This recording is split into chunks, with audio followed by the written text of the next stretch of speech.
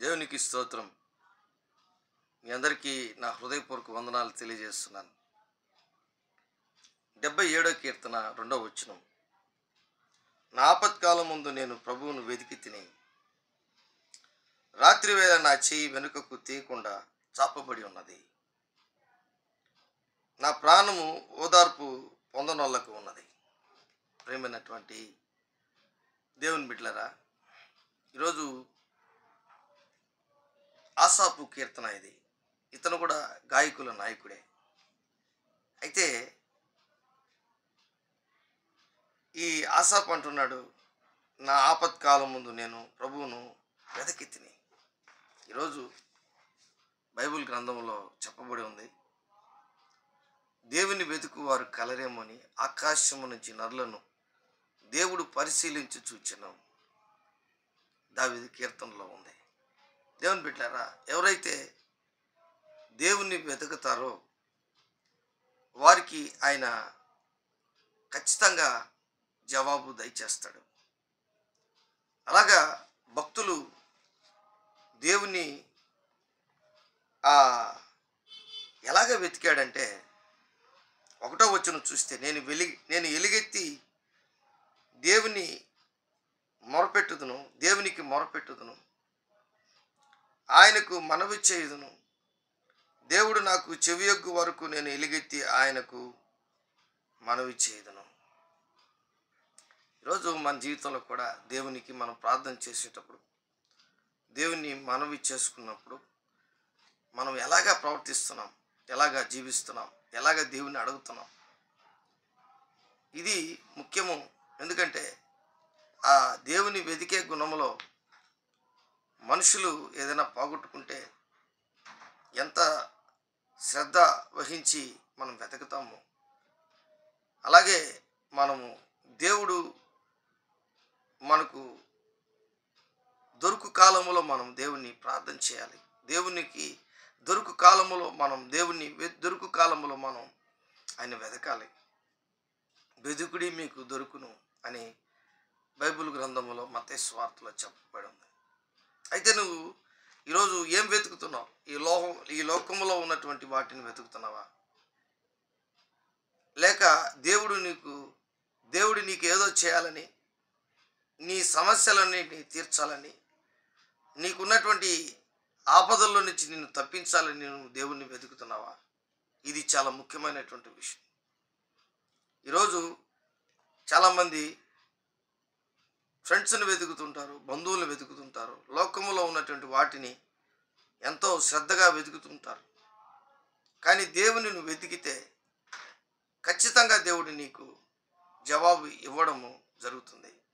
మత్తయి సువార్త 6:33లో కూడా, మొదట నా రాజ్యమును నా నీతిని వెదుకుడి, అప్పుడు మీకు అవన్నీ అనుగ్రహించబడును అని వస్త్రముల గురించి కానీ, ఆహారముల గురించి కానీ, గృహము గురించి కానీ ఆయన దేవుని బిడ్డలందరికీ ఇలాగా మత్తయి సువార్త 6వ అధ్యాయంలో చెప్పబడి ఉంది.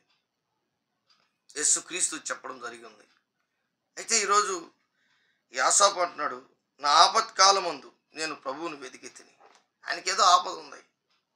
అయితే ఆపదల్లో ప్రతి ఒక్కరూ తప్పింపబడాలని, ప్రతి ఒక్కరూ ఆపదల్లో నుంచి బయటికి రావాలని కోరుకునేటువంటి పరిస్థితి.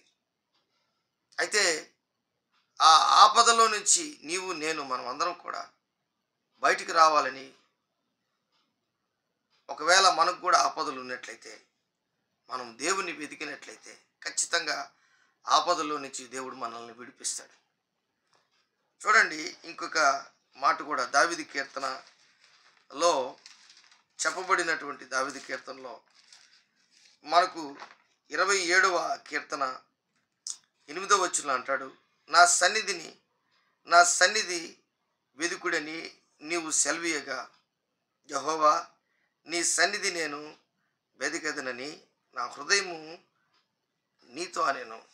అంటే దేవుడే చెప్తున్నాడు, నా సన్నిధిని వెదుకుడి అంటే ప్రార్థన చేయుడి అని దాని అర్థం. దేవుని సన్నిధిలో ఎక్కడ 2-3 నా నాంపేట కూడిందో వచ్చి నేను ఉంటానని చెప్పినటువంటి ఆ దేవుడే ఈరోజు నన్ను కూడా ఒకసారి ప్రోత్సహిస్తున్నాడు.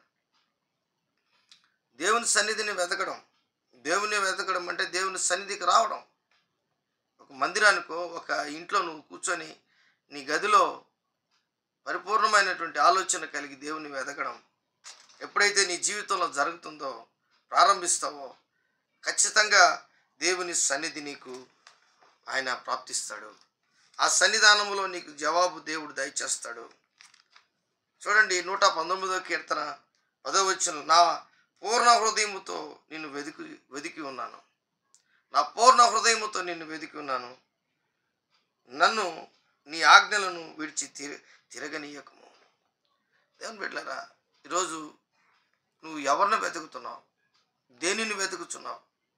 ఈ లోకములో ఉన్నటువంటి వాటిని వెతికితే అవన్నీ కూడా ఒక రోజుకి నీకు దూరం అయిపోతాయి. దేవుణ్ణి కానీ నువ్వు వెతికినట్లయితే ఖచ్చితంగా ఆయన నీకు సమీపస్తుడైన దేవుడు. ఇర్మియా గ్రంథము 23:23లో కూడా ఒక మాట అంటాడు, నేను సమీపస్తుడైన దేవుణ్ణి మాత్రమే కాదు, నేను దూరముగా ఉన్నటువంటి దేవుణ్ణి కూడా అంటున్నాడు. అంటే ఎవరికి దూరం అవుతాడు ఆయన? ఆయన దేవుని వెతికే వారికి దగ్గర అవుతాడు, దేవుణ్ణి వెతకినటువంటి వారికి దూరం అవుతాడు. ఈరోజు నీ జీవితంలో దేవుని వెతికే వ్యక్తి, ఆ వెతికే గుణము ఆ వ్యక్తిగా ఉన్నావా? ఆ వెతికే వ్యక్తులలో ఆసాపు ఉన్నాడు, దావీదు ఉన్నాడు, ఇంకా చాలామంది దేవుని బిడ్డలు ఉన్నారు. నీవు నేను కూడా అలాంటి వ్యక్తిగా, దేవుని బిడ్డలుగా, దేవుని యొక్క సన్నిధిని వెతికే వారంగా ఉన్నట్లయితే ఖచ్చితంగా ఆయన నీ ప్రాణమును ఓదార్పు, నీ ప్రాణానికి దయచేస్తాడు. ఆయన నీ చెయ్యికి ఆయన అంటాడు, ఆసాపు అంటాడు, రాత్రి వేళ నా చెయ్యి వెనుకకు తీయకుండా చాపబడి ఉన్నది. నీ చేతిని దీవిస్తాడు ఆయన, నీ చేతిని పట్టుకుంటాడు ఆయన. నీతి అను దక్షిణాస్తంతో నిన్ను పట్టుకుంటాడు ఆయన. పేతురు నీటిలో మునిగిపోతున్నప్పుడు ఆయన జుట్టు పట్టుకోవాలా దేవుడు, యేసయ్య చేయి పట్టుకున్నాడు. చేయి పట్టుకొని లేపి నిలబెట్టి. ఎందుకంటే ఆయన ప్రేమ కలిగిన దేవుడు. ఆయన చెయ్యి చాచే దేవుడు. ఆయన నిన్ను ఎత్తుకొని ముద్దు పెట్టుకునే దేవుడు.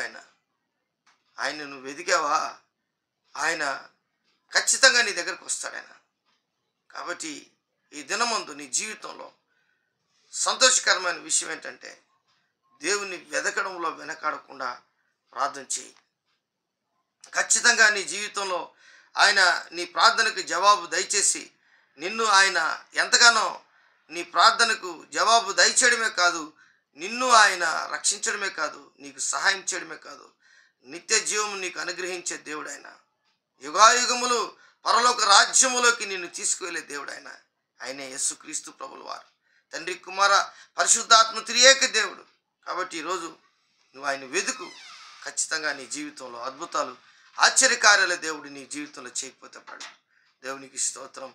ప్రార్థన చేసుకుందాం. ప్రేమ నమ్మకం కలిగినటువంటి నా యేసయ్య కూడి వచ్చినటువంటి ప్రతి బిడ్డను మీరు దీవించి ఆస్వాదించి నీ ప్రేమతో ప్రభువా నేను వారిని ఆహ్వానించి, ఎవరైతే నిన్ను వెతుకుతున్నారో, ఎవరైతే దివారాత్రులు ప్రభువా నిన్ను వెతుకుతున్నారో, ఎవరైతే రోజుకి 3 సార్లు నిన్ను వెతుకుతున్నారో, ఎవరైతే రోజుకి ఒక్కసారి నిన్ను వెతుకుతున్నారో వారికి దయచేసి మీరు సహాయం చేయండి.